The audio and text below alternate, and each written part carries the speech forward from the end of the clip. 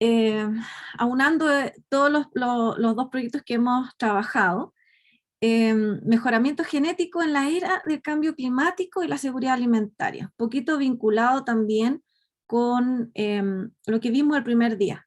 No quisiera ahondar demasiado, pero si hay alguien que no estuvo el día 12, tuvimos toda una sesión donde se enfocó en el problema grave que afecta al cambio climático, a la agricultura del planeta y también a nuestro país, donde ya se prospecta una reducción de un 20% en las precipitaciones anuales para el 2050. Esto hace obviamente que haya menos superficies arables, producto por el aumento de la sequía, la salinidad, afecta a la biodiversidad, hay erosión de suelos por la deforestación, etc. ¿Cómo lo vemos esto nosotros en las plantas?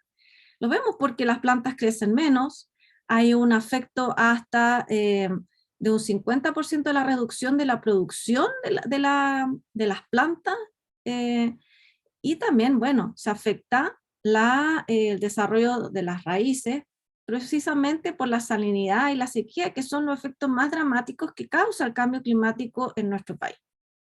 Obviamente esto viene a generar una incertidumbre, ¿cierto? Porque se necesita una mayor demanda de alimentos por este aumento exponencial que esperamos tener para el año 2050, casi 10.000 millones de personas en todo el mundo. Entonces siempre uno se pregunta cómo alimentar a estas personas.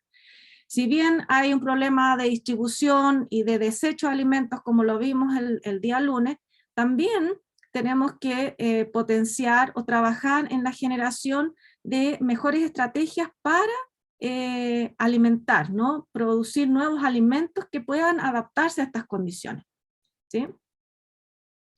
Y es en base a eso, es en lo que nosotros estamos trabajando, aportando en algo, en estos desafíos que tiene la agricultura nacional, de tal manera que podamos contribuir a esta sostenibilidad del sector agrícola y en la producción del alimento.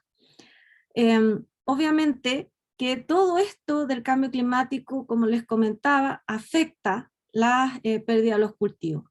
Por lo tanto, tenemos que hacer esfuerzos mancomunados para mantener a Chile como una potencia agroalimentaria del mundo. Por lo tanto, un desafío es mantener la agricultura sustentable y cómo nosotros desde la ciencia y la tecnología podemos contribuir a esto. Desde nuestra perspectiva, es aumentando, por ejemplo, la tolerancia a las plantas y los cultivos al estrés abiótico. Entonces, ¿cuál es nuestro aporte al respecto? Como les comentaba, tenemos un proyecto anillo financiado por ANIT que se llama Planta Conciencia, también lo pueden seguir en las redes sociales, tenemos un desafío y una preocupación especial por tomar conciencia en la gente sobre el problema del cambio climático y cómo desde la biotecnología vegetal se puede abordar. Y este es un proyecto en que estamos trabajando en tomate y en kiwi, y también un proyecto financiado inicialmente por Corfo y Biofrutales para desarrollar manzanas, comer contenido de carotenoides y pardeamiento reducido. Voy a partir con el primer proyecto, abordando el primer objetivo, como les comentaba. Y esto, ¿por qué? ¿Por qué elegimos el tomate? Porque es la mayor hortaliza exportada por Chile. También, especialmente nos vamos a enfocar en una variedad que es endémica propia del Valle de Utah, que se llama poncho negro, que posee mayor resistencia propiamente nativa a el estrés salino y a la sequía, y está libre de la protección intelectual. Entonces, ¿qué es lo que queremos? Es primero, ¿sí?, valorar una variedad endémica de nuestro país, generando injertos más tolerantes a salinidad y sequía, y que posiblemente podamos proteger a nivel intelectual la diferencia que tiene con usar variedades comerciales actualmente, ¿sí?, que no podríamos llegar y modificar y proteger. En el caso del kiwi, también es muy importante porque la tercera fruta mayormente exportada por Chile, siendo Chile el tercer mayor exportador de kiwi a nivel mundial, y especialmente hago hincapié en la variedad Highward, que es usada como porta injerto y como variedad comercial. Bueno, el kiwi tiene varias problemáticas, una de ellas es que es sensible a la salinidad, por lo tanto, es ahí donde queremos entonces generar portainjertos de Highward que sean tolerantes a estas condiciones. La estrategia para abordar esto es mediante la edición génica. Por lo tanto, lo que primero partimos fue en identificar y seleccionar genes candidatos que sean reguladores negativos a la tolerancia a sequía y salinidad, usando bases transcriptómicas y bibliográficas. Esto estuvo a cargo de nuestro postdoc que nos abandonó a fines del año pasado en búsqueda de nuevos desafíos, el Luis Felipe Quiroz, que estuvo ayer en la segunda sesión también contando su experiencia, junto a Max, Nicolás, Vincenzo y Emerson, que son estudiantes de pregrado y posgrado, identificando y seleccionamos en ese entonces varios genes reguladores negativos en distintas plantas. Luego de eso, buscamos los ortólogos en genomas de tomate y de kiwi, haciendo distintos análisis bioinformáticos. Por ejemplo, en el caso del ACO2 de tomate, que es una enzima clave en la síntesis de etileno, y se ha visto que a nivel radicular inhibe, ¿cierto?, la defensa o la tolerancia a estrés abiótico. Y distintos hallazgos de la literatura nos permitieron seleccionarlo como un regulador negativo. Se hizo el cladograma, se analizó también por FP Browser, de tal manera de poder seleccionar algunos de los parálogos de tomate que pudiesen ser mejor prospectados para ser editados. Entonces, de esa manera se seleccionó este gen. Actualmente, entonces, estamos generando los vectores, ya tenemos la mayoría de las unidades transcripcionales confeccionadas, generadas, pero necesitamos obviamente secuenciar los genes y para poder diseñar los RNAs de cada gen y también diseñar los RNAs para que corten el borde izquierdo y el borde derecho de este vector que lo estamos desarrollando mediante la técnica de loop assembly, donde también participó inicialmente Luis Felipe, se sumó Samuel, que es nuestro actual postdoc del proyecto, y también Cristian González. Esta es una estrategia bastante laboriosa, pero sin duda nos va a dar hartas herramientas y flexibilidad para poder editar estos genes. Es un sistema en el cual tenemos a DAO1 como el marcador de selección, de tal manera de que cuando tengamos las plantas de kiwi, por ejemplo, transformadas con esta construcción, las vamos a hacer crecer en D-alanina, de tal manera que solamente seleccionemos aquellas que puedan sobrevivir en esta condición, que son transgénicas y que expresan el DAO1, pero no son todavía editadas. Entonces luego lo que se hace es hacer un nuevo proceso de regeneración, hacer un tratamiento con glucocorticoides que va a inducir a Cas9, y de esa manera, como también hay gRNA para cortar el borde izquierdo y el borde derecho, vamos a crecer las plantas en D-valina, de tal manera de que con la ausencia de DAO1 podrán sobrevivir. Es una estrategia ambiciosa, pero esperamos que tener éxito en el corto plazo. Y finalizo esta parte comentando el equipo de trabajo que la verdad que es fundamental para la consecución del proyecto, que lamentablemente partió en pandemia, así que hemos avanzado en lo que hemos podido, así que espero que este año podamos potenciar más los resultados. Como pueden ver ustedes, somos hartos trabajando en los tres objetivos del proyecto, en la Universidad de Chile, en Niña de la Cruz, en la Universidad Arturo Prat, y con la colaboración también de investigadores internacionales y de entidades nacionales. Respecto al segundo proyecto, sobre el desarrollo de las manzanas con mayor contenido de carotenoides y pardeamiento reducido, es un proyecto que partió hace muchos años atrás, y para eso me gustaría introducir rápidamente sobre los carotenoides, que en realidad es como mi pasión, así que no puedo evitar de contarles de que son pigmentos isoprenoides que se acumulan en flores, en frutos y en algunas raíces como la zanahoria, y otorgan esta coloración amarilla, naranja y roja. Tienen importantes funciones en las plantas, porque participan en la fotosíntesis, en la atracción también de polinizadores, en la protección fotooxidativa, quenchando los ROS, por ejemplo, producidos por el exceso de luz. Son precursores de hormonas importantes en plantas. Pero en animales también, o sea, nosotros tenemos que incluir carotenoides en nuestra dieta porque son precursores de la vitamina A, que tiene funciones muy importantes en nuestros organismos, no solamente en la visión, sino que también en el desarrollo de hueso, desarrollo embrionario, en el potenciar el sistema inmune. Y también son poderosos antioxidantes, por lo tanto retardan el envejecimiento. El tema de la deficiencia de la vitamina A es bastante grave, ¿ya? Porque no solamente puede bajar la resistencia al sarampión o afecciones respiratorias o el sistema inmune, sino que también puede llegar a generar la ceguera nocturna y ceguera total. Este es un problema de salud mundial, ¿ya? Porque afecta a más de 100 millones de niños y niñas en todo el mundo, sobre todo en aquellos países que están destacados en amarillo, naranjo y rojo, causando 25% de muertes infantiles en todos estos países. En Chile no tenemos este problema, entonces puede ser que a ustedes les suene muy lejano lo que les estoy comentando, pero tenemos países vecinos que tienen un problema grave respecto a eso. Y de hecho, si no sabían, tenemos carotenoides en la mácula del ojo, y por eso que una deficiencia en vitamina A puede causar ceguera.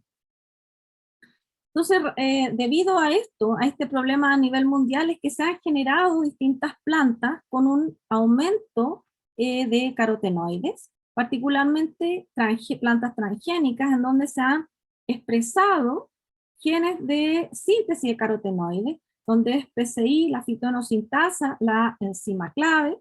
Luego está el CRTI, que es la desaturasa, que es de origen más bien bacteriano, porque en plantas esta actividad desde el fitoeno al licopeno lo producen 4 enzimas. Y luego la licopeno beta-ciclasa. Como pueden ver ustedes acá, la mayoría de estas plantas se han generado mediante la expresión de la fitoenosintasa de la misma planta o de otra. Actualmente ya el arroz dorado está siendo consumido, comercializado en Filipinas, luego de más de 10 años de proceso de regulación, porque como es un transgénico, tuvo muchos problemas en las patentes. Pero así se han ido sumando otras variedades. Junto a eso, entonces, está nuestro aporte y nuestro desafío de generar estas manzanas. Ahora, ¿por qué manzanas en Chile? Porque nosotros somos el mayor exportador de manzanas del hemisferio sur.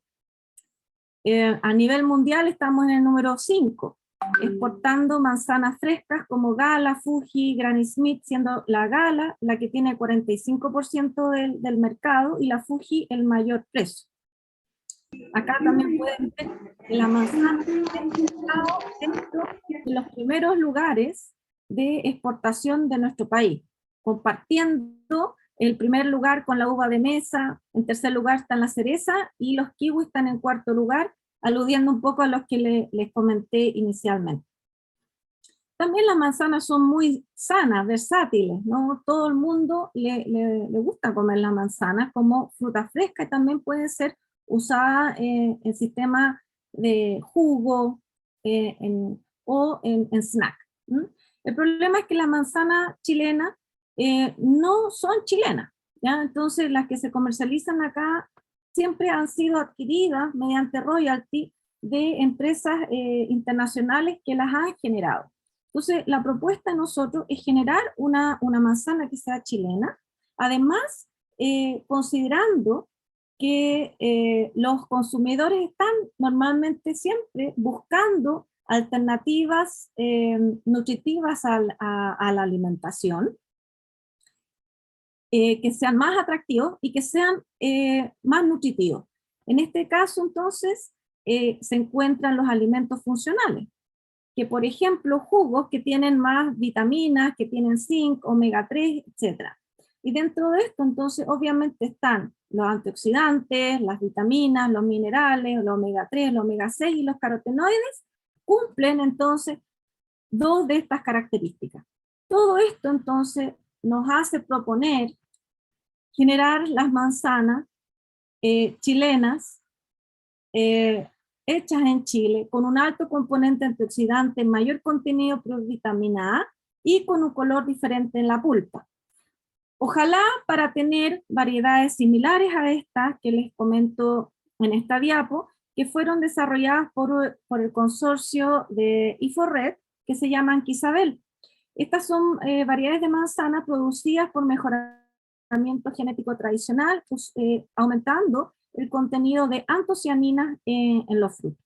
Esto demuestra que efectivamente hay interés en los consumidores y también en los productores de generar variedades con distintos colores en la pulpa. ¿Cómo nosotros lo hemos abordado? Mediante distintas estrategias. Hemos desarrollado plantas transgénicas que expresan genes de síntesis de carotenoides en los frutos, y también que expresan genes de la síntesis de precursores de los carotenoides. Y acá están las referencias de esos trabajos, pero hoy día les voy a contar lo que hemos hecho en base al uso de la edición génica. Este fue un proyecto que partió el 2018 en apoyo con Biofrutales y los Olmos, y en este caso lo que teníamos que buscar era qué genes podíamos editar de tal manera de evitar la degradación de carotenoides en las manzanas.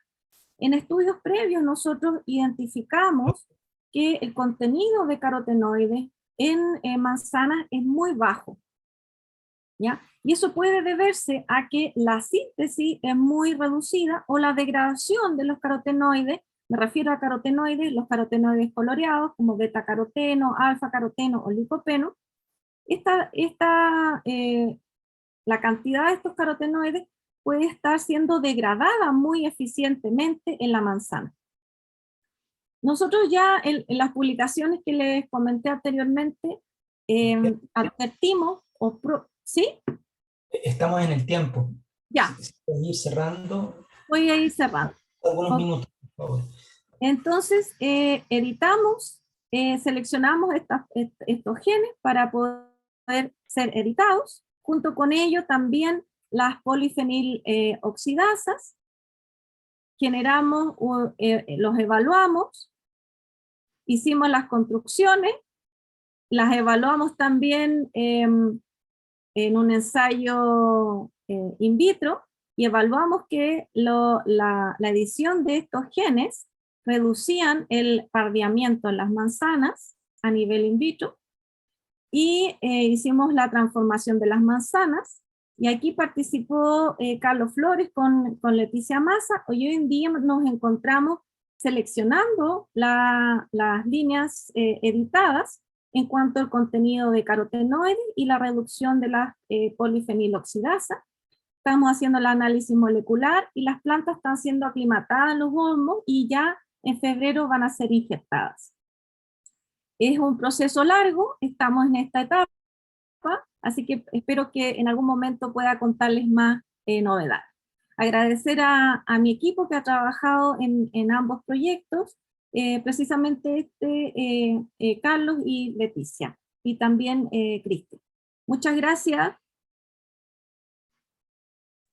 Gracias, Claudia, por tu interesante presentación. Perdóname por interrumpirte. Oh, súper bien. Yo puse aquí el timer y Todavía no sonaba, pero bueno. No, súper bien. Gracias por avisarme. ¿Tenemos tiempo para una pregunta o un par de preguntas? Las pueden dejar en el chat o pueden hablar directamente.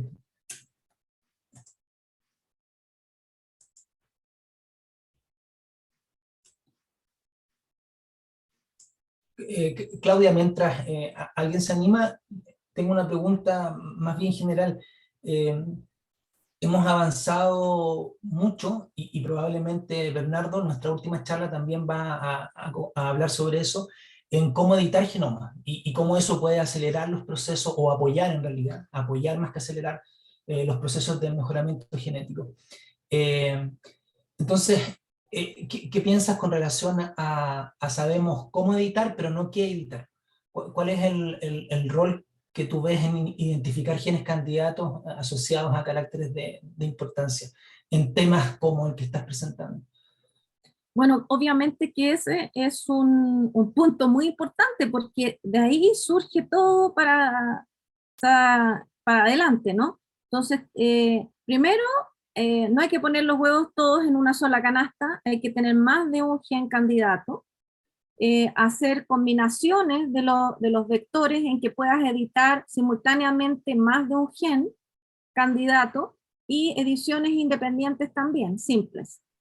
Y la selección, obviamente, nosotros partimos haciendo un análisis bioinformático porque la pandemia nos obligó a partir con eso, pero también estamos en paralelo haciendo un trabajo transcriptómico en el cual comparar, por ejemplo, en el caso del kiwi, comparar la expresión de genes de Hayward en una condición normal y en una condición de estrés, y de ahí seleccionar algunos genes que pueden ser candidatos negativos a la tolerancia al estrés abiótico. Todo esto tiene que estar con el apoyo de la bibliografía también, con antecedentes previos, que es lo que también hemos estado apoyándonos. Esperamos, porque vamos a hacer un análisis transcriptómico, esperamos encontrar los genes candidatos que seleccionamos también dentro de ese, dentro de ese estudio, digamos, de poder validar los que ya seleccionamos. Muchas gracias, Claudia. ¿Alguna pregunta?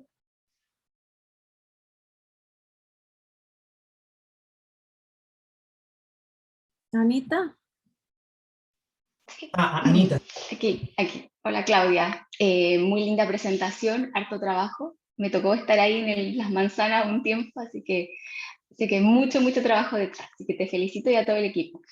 Una pregunta cortita respecto al proyecto de editing que estás llevando a cabo ahora, respecto a la selección de los RNA guía, porque de lo que mostraste vi que eligen un RNA guía, por lo que se ve ahí, por cada gen. ¿Qué tanto? La pregunta va enfocada, ¿cuál es más o menos la tasa de éxito respecto de corte real con ese RNA guía que seleccionan? Porque de acuerdo a mi experiencia, es importante seleccionar más de uno, y si en el vector se pueden poner, ojalá, 2 RNA guía, y si has pensado en algún screening inicial antes de hacer transformaciones y todo eso para evaluar los RNA guía y que tengan realmente un efecto de edición en tu target. Eso. Gracias, Anita, por la pregunta. Es que esa parte la tuve que ir soplada. Nosotros usamos como estrategia 2 RNA guía por gen, de tal manera de elegir los guías bastante lejanos, y así poder editar y que el gen editado sea bien corto, digamos, tenga una diferencia en tamaño bien notoria con el gen wild-type. Eso lo probamos con manzana, en el gen, por ejemplo, el CCD4, que es un gen que codifica a una carotenoide de cleavage dioxigenasa que degrada el beta-caroteno en productos terpenoides. Ahí logramos verificar que los dos guías, los RNA guías funcionaban, que se producía el gen más corto, digamos, el fragmento más corto. En el caso de los otros genes, a pesar de estar usando 2 guías, uno nomás funcionaba. Y eso lo veíamos por el análisis y la validación, porque había varios bandeos, digamos. Pero seguimos trabajando en eso. Y luego, al transformar las plantas, lo ideal, lo que todo el mundo dice, es que hay que analizarlo a nivel de PCR. Nosotros partimos con eso, hicimos pools, y los PCR eran muy esquivos, eran muy mañosos. Entonces, nosotros tenemos estandarizado un screening ahora por los carotenoides, que para nosotros eso es más fácil. A pesar de que uno puede decir, pero el análisis funcional es posterior, se hace después, pero bueno, es el producto final. Así que partimos por ahí de todas maneras. Espero haber gracias, Claudia. Sí, gracias. Gracias por la pregunta, Anita. Gracias, Claudia, por la presentación. Muy interesante. Y ahora damos... Tienes una mano arriba. Sí, puedo hacer una pregunta cortita nada más. Corta. Por favor. Aparte de felicitar a Claudia por la presentación, y qué pena que no nos pudo presentar todo, pero mira, la pregunta que tengo es bien morfológica, porque esas manzanas que están modificadas genéticamente son más chicas, más grandes, iguales a las manzanas originales. ¿Cómo son? ¿Son ricas? ¿Son malas? ¿Son amargas? ¿Cómo son en general? ¿Cómo las aprecian ustedes? Lo vamos a ver en como 3 años más, porque todavía estamos en la etapa de injertar. Nosotros tenemos la expectativa, yo les mostré esas manzanas de colores para decir que existe en el fondo el interés del público, los consumidores y de los productores en manzanas con distintos colores. Por eso también estamos trabajando en eso, pero nuestras manzanas van a tener más carotenoides y no antocianina. La antocianina a veces van acompañadas con un sabor ácido, y esa es una pequeña debilidad de esas manzanas que les mostré. Pero las nuestras, en 3 años más te cuento. Gracias, Karina. Ya, pues. Sí, ojalá nos den los resultados. Muchas gracias, Claudia. Gracias, Karina, por tu pregunta, y vuelvo a reiterar los agradecimientos a Claudia por su presentación. Y ahora damos pasos a la segunda presentación de hoy.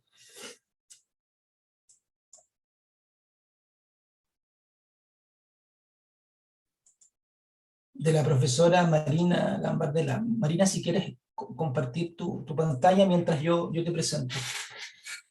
La doctora Marina Gambardella, que gentilmente ha aceptado nuestra invitación de hoy a presentar su trabajo, es ingeniero agrónomo de la Universidad de Chile, tiene un magíster en el Centro Internacional de Altos Estudios Agronómicos Mediterráneos en España, y es doctora de la Universidad Politécnica de Madrid en España. Actualmente es profesora titular de la Facultad de Agronomía e Ingeniería Forestal de la Universidad Católica, y tiene una larga trayectoria en genética, y en particular mejoramiento genético de berries, y en los últimos años ha perfeccionado temas asociados a mejoramiento genético en frambuesa, lo que le permitió, junto a un potente equipo de trabajo, desarrollar las primeras variedades de frambuesas chilenas, Santa Teresa, Santa Clara, Santa Catalina, que han sido todo un aporte en términos de producción y calidad. Además, estas variedades entiendo que no solo están siendo ya utilizadas de forma comercial en Chile, sino comienzan a ser utilizadas en otros países, y producto de esto, en el año 2016 recibió el premio Guacolda por la ASOEC, precisamente por este trabajo, su contribución y el impacto asociado. Así que ahora los dejo con la profesora Gambardella. Marina, por favor. Hola, muchas gracias, Claudio. La verdad es que es un agrado estar aquí con usted. Voy a tratar de ser súper rápida, y voy a hablar rápido como los españoles en realidad, porque tengo demasiadas cosas que contarles y en poco tiempo. Así que parto, y un agrado estar aquí con ustedes presentando mi trabajo. La verdad es que el enfoque que ustedes van a ver aquí es bien interesante, hacer el contrapunto con el que ustedes acaban de ver, porque este es un programa de mejoramiento genético tradicional, ¿ya? A pesar de que nosotros también aplicamos algunas biotecnologías, que se las voy a mostrar al final, para obtener nuevas variedades, pero parte como un programa de mejoramiento genético tradicional en frambuesa. La motivación es que también esta especie es muy importante para Chile, al igual como lo que mostraba Claudia en la presentación anterior. Es una especie que nosotros llegamos a ser el tercer país mundial de producción de frambuesa, así que a pesar de que mucha gente no lo sabe, pero nosotros somos uno de los grandes exportadores de frambuesa congelada al mundo. Entonces, a pesar de eso, nosotros siempre nos hemos quedado un poquito atrás con el tema varietal. Teníamos en el 2009, cuando nosotros partimos, una única variedad, así que todo este gran desarrollo de esta especie se basaba en una sola variedad, que es la Eritas. Y la Eritas es una variedad relativamente buena, rústica, pero muy poco productiva. Entonces fuimos perdiendo competitividad a nivel de país y por lo tanto era necesario mejorar y dar alternativas a los agricultores que fueran más productivas. Básicamente eso. En ese contexto iniciamos un proyecto que fue primero un proyecto Innova, que es la etapa a 5 años, y después un proyecto Idea Fondef.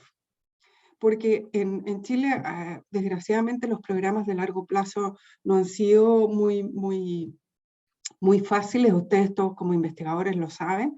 En general los proyectos de financiamiento normalmente duran 3 años y un programa de mejoramiento no puede tener un horizonte de 3 años. ¿ya? Entonces, primero partimos con un proyecto de 5 años y después con un proyecto de 2 años.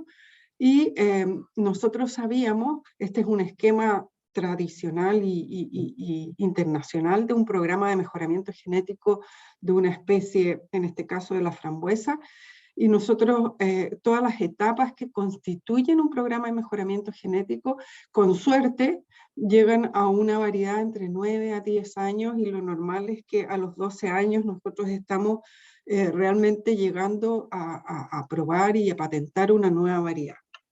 Este es el esquema general que tiene cualquier programa de mejoramiento genético: un banco de germoplasma, cruzamientos, selecciones en primer año, selecciones segundo año, plantas elite. Esto es un programa clásico y además basado fundamentalmente en una especie que es de propagación vegetativa.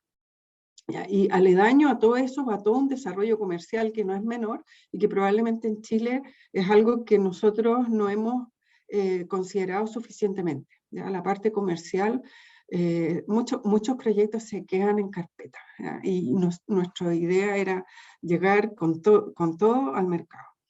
Bueno, lo primero es de un programa clásico. Si ustedes no están familiarizados con un programa clásico de mejoramiento genético, es una sopa genética, es decir, tener variabilidad genética. ¿ya? Y la variabilidad genética, en el fondo, es súper simple. Esto es genética básica, de la que uno enseña en genética cuantitativa, ¿verdad? Que en el fondo la respuesta a la selección está basada por este S, que es el diferencial, en el fondo, que te da la amplitud de la curva. Si uno realmente tiene una mayor amplitud en la curva, vas a tener una mayor respuesta a la selección. La heredabilidad de un carácter más la cantidad de variabilidad que uno tenga. Eso es lo que resumidamente puedo hablar después de años en términos de lo que un mejorador hace. ¿ya? Entonces, lo primero fue ampliar nuestra colección de germoplasma, y no es una tarea fácil en Chile. ¿ya? La verdad es que esto implica mucho trabajo, mucha dedicación y mucho esfuerzo. Y nosotros ampliamos de tener simplemente 14 variedades a hoy día manejar más de 90 códigos en nuestra colección. Y de ahí partir entonces haciendo lo que hace un programa de mejoramiento genético, es hacer cruzamientos y juntar, ¿verdad? Generar más variabilidad, generar nuevas combinaciones. Entre paréntesis les comento que las principales variedades importadas son parte de la estrategia que uno va a emplear. Uno puede partir por utilizar las variedades más exitosas en el mercado, pero también puede partir por utilizar las variedades que son normalmente buenos parentales. ¿ya? Y ha sido nuestra estrategia, entre paréntesis, que ha tenido mucho éxito. El tema es que después de hacer los cruzamientos, nosotros hacemos los seedling, un programa de mejoramiento se puede evaluar en la cantidad y en el esfuerzo en cuanto a cuántos seedling uno es capaz de manejar. Seedling serían las plantas provenientes de semillas, que tienen además en este caso un problema porque la frambuesa germina con dificultad.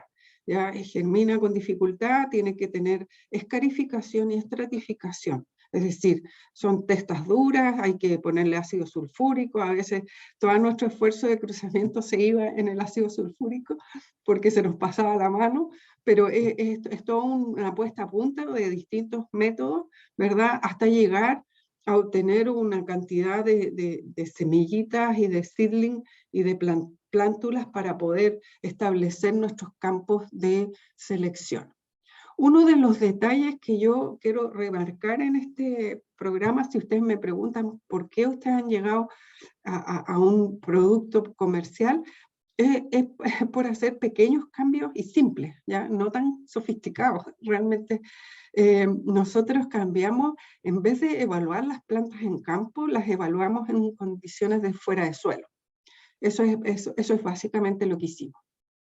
¿Ya? Y esto de haber cambiado la estructura en términos de lo que hacían en el extranjero, porque esa es la verdad, en el extranjero se demoraban los 12 años en obtener una variedad, nosotros fuimos más rápido, simplemente usando maceteros para evaluar nuestras primeras seedling y digamos, nuestras descendencias. Básicamente estos son descendencias. Los campos de selección en su primer año de selección, entonces, lo que hicimos fue evaluar algunos parámetros. Los parámetros más importantes para nosotros son la calidad del fruto y algunos parámetros de la planta. ¿Ya? Aquí voy a después comentarles algo acerca de la remontancia, que implica un factor de producción muy importante. Desde el 2009, bueno, desde el 2010 en realidad, porque en el 2009 hicimos nuestros primeros cruzamientos, empezamos rápidamente a ver avances genéticos en la calidad y sobre todo en el tamaño del fruto, que era uno de nuestros también factores de rendimiento. Una vez que ya hemos hecho las primeras selecciones, teníamos que probarlas en campo. ¿Ya? Y la zona productora de frambuesas en Chile está en la parte de la precordillera, desde Chimbarongo a Los Ángeles, y por lo tanto establecimos todas estas estaciones experimentales en campos productivos, de tal forma de evaluar estadísticamente nuestras selecciones.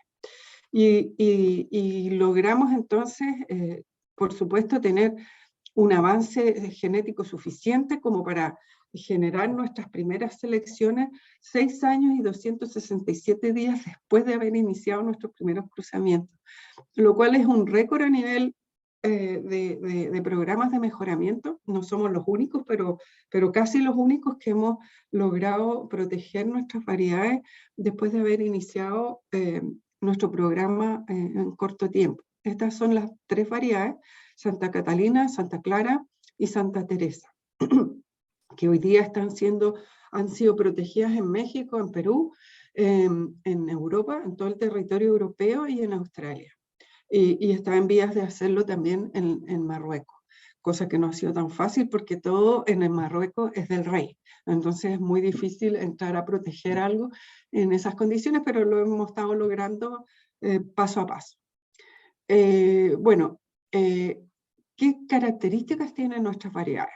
Y esto es una síntesis muy síntesis. Es un mayor tamaño de fruto, mayor remontante y muy productiva. O sea, nosotros doblamos la capacidad y el potencial productivo de las variedades Heritage, que era la más utilizada en Chile. Aquí hay algunos datos, por ejemplo, Heritage tiene un promedio de fruto de 3,2 y nuestras variedades tienen estos promedios de fruta, lo cual claramente hace que no solamente la fruta sea más atractiva, sino que es un factor de rendimiento muy importante, especialmente porque es más fácil la cosecha, ¿ya? Y hoy día uno de los graves problemas que tenemos es la mano de obra. Otro aspecto es que son de fácil dehiscencia del receptáculo, por lo cual son fáciles de cosechar. Es decir, tienen características que realmente reúnen y son competitivas a nivel no solamente para Chile, sino que para cualquier país que está produciendo esta fruta. ¿Ya? Lo asociado e interesante, que yo creo que ha sido muy distintivo para nosotros, es que hemos mantenido el sabor y el aroma que muchas veces se pierde en este proceso de mejoramiento genético. Y además son aptas para la industria, cosa que para nosotros también era importante. El tema de la remontancia ha significado para nosotros un buen dolor de cabeza, que lo hemos estudiado mucho, porque la remontancia implica que en la vara del primer año, ustedes no conocen muy bien esta planta, probablemente algunos sí, algunos no, pero es una planta que se induce en forma basipétala, desde arriba hacia abajo. O sea, la floración se produce desde el ápice hasta bajando, ¿verdad?, por la vara principal, y esa capacidad de inducir sus yemas a flor se llama remontancia, ¿ya? Y entonces hemos visto este carácter que está básicamente regulado por un gen, que es un gen represor de la inducción, y que depende además de condiciones de frío. Entonces hemos estudiado muy intensamente esta característica porque es justamente cómo nosotros hemos llegado a producir en la mayor parte del vástago. Y todo esto además lo hemos estudiado en base a estudios meristemáticos, haciendo aplicaciones de frío, de no frío, y además justamente nosotros aquí, por ejemplo, les comento un estudio doctoral que fue muy, muy exitoso en realidad para la alumna que lo llevó a cabo. En el fondo vemos que algunas variedades, si nosotros las sometemos a frío, ya empiezan entonces a inducir sus yemas que están por debajo, ¿verdad?, de la parte que se desarrolla justamente. Entonces todas las que tienen pelotitas blancas, esas son las yemas que están inducidas, y las que no están inducidas se ven como una flechita.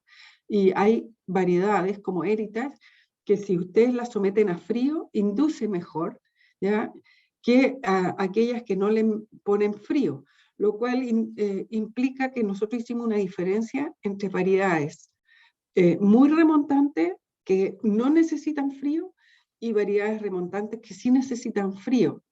Pero ojo que no es el frío del invierno, sino que es el frío del verano, ¿ya? El frío de las noches de frío. Me refiero a lo que es la excursión térmica o la diferencia de temperaturas entre el día y la noche.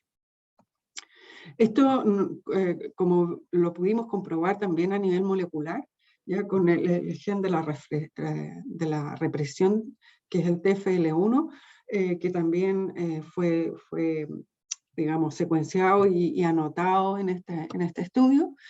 Y bueno, hay otros temas, la poscosecha es súper importante, entonces también hemos realizado trabajos de poscosecha en este fruto, porque normalmente se cosecha, aunque no es un fruto climatérico, también tiene una reversión de color, entonces hay que también estudiar los distintos aspectos agronómicos para poder efectivamente sacar una variedad al mercado. Pero este es un proceso continuo.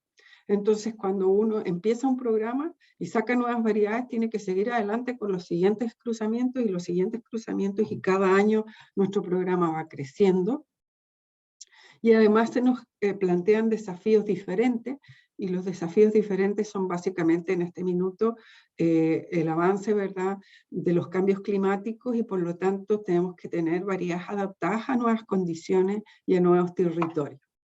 Y en ese contexto hemos incluido en nuestra nueva etapa, que es una nueva etapa, el 2.0, nosotros volvimos a tener un financiamiento por más tiempo, por 6 años adicionales en un programa de Corfo, con obviamente la presencia del Consorcio Tecnológico de la Industria Hortofrutícola. Estamos hablando siempre de un programa que se ejecuta en nuestra universidad.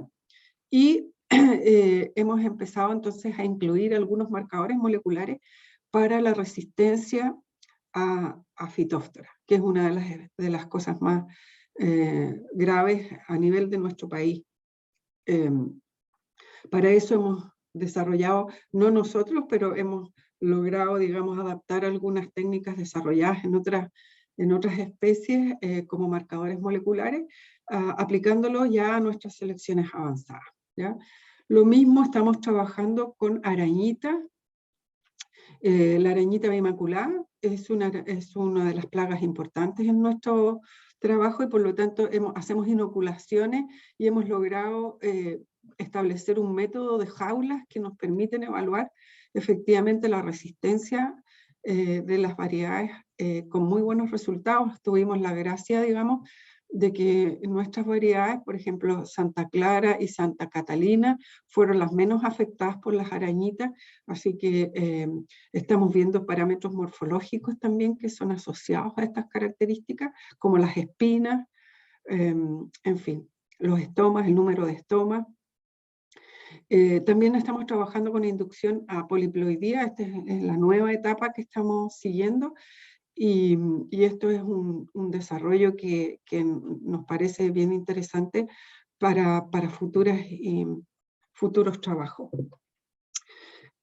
También hemos desarrollado algunos indicadores de resistencia a estrés hídrico, ¿ya? Básicamente relacionados con la conductividad estomática, que nosotros podemos apreciar inicialmente, y todo el desarrollo fisiológico que tiene la planta en los estados de selecciones avanzadas. Bueno, y estas son nuestras nuevas selecciones. Estamos a punto de volver a proteger nuevas tres variedades. Son las siguientes rachas, digamos, de variedades que vienen en camino para esta temporada.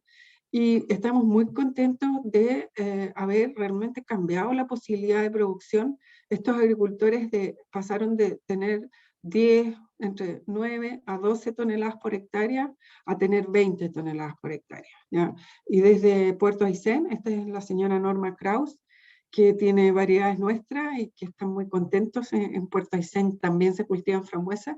Y lo que es más impactante, digamos, es algunas zonas de la Araucanía. Estos son todos productores mapuche que han sido incluidos en ciertos programas de desarrollo que realmente han tenido un resultado sorprendente. Este es nuestro equipo de trabajo. Nunca he entendido muy bien por qué, pero somos todas mujeres.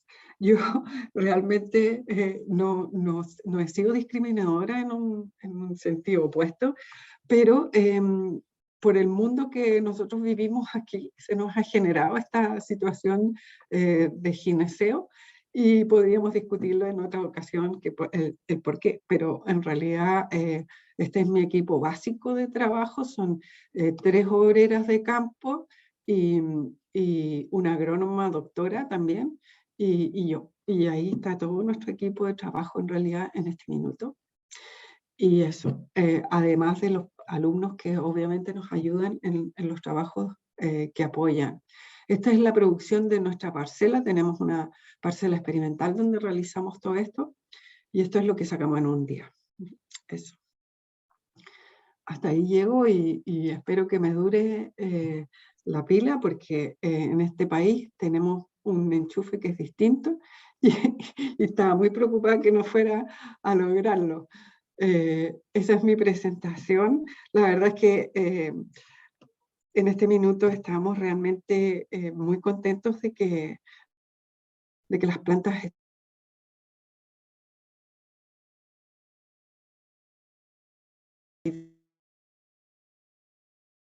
a ver mis plantitas en zonas muy alejadas. Eso.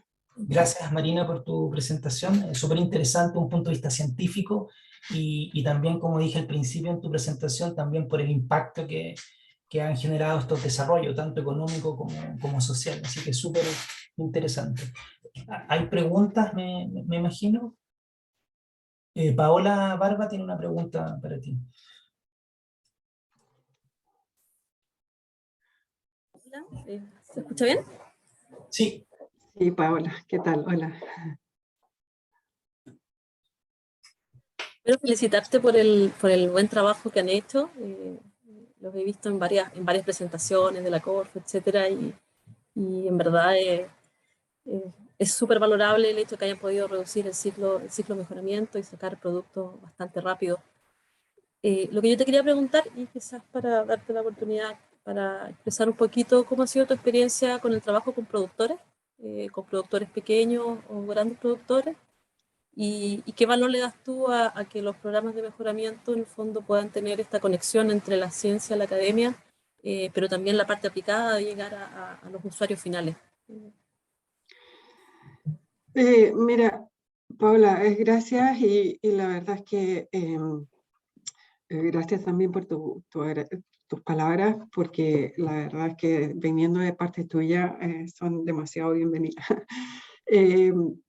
Yo creo que un factor que es muy importante, yo soy mejoradora de siempre, o sea, es un personaje que a lo mejor no es tan conocido como en Chile sobre todo, porque en otros países sí, pero yo soy mejoradora y entonces no concibo, digamos, el mejoramiento si no es estando en el campo, ¿ya? O sea, el campo es súper importante porque uno tiene que saber leer el campo.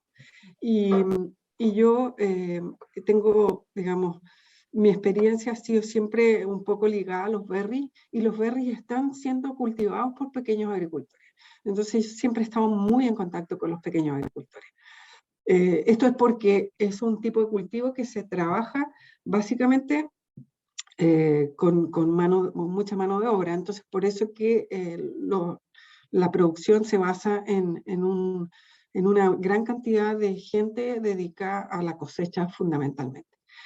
Entonces, yo creo que hemos estado muy en concordancia con el INDAP, muy en concordancia con distintos proyectos que se han desarrollado, y hemos podido introducir estas variedades a los agricultores a través de estos programas que se desarrollan, pero no ha sido fácil, ¿eh? O sea, yo efectivamente creo que falta todavía una mayor llegada.